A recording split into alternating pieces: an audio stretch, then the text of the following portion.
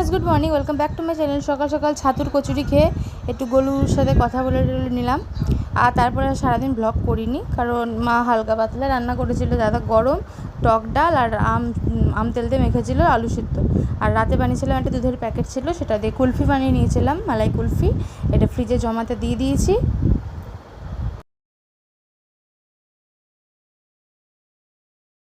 আর কাঠিগুলো, আইসক্রিমের কাঠিগুলোকে দুভাগ করে এই কুলফির মধ্যে দিয়ে দিলাম। ফালতু ফালতু আইসক্রিমের মোল্ড কেনার কোনো দরকার নেই, তাই এইভাবে আমি বাড়িতে আইসক্রিম বানাই।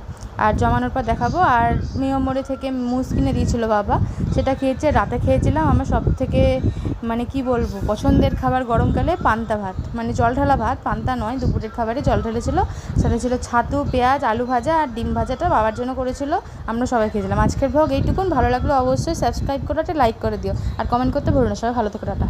গরমে সবাই সুস্থ থাকো, সাবধানে থাকো।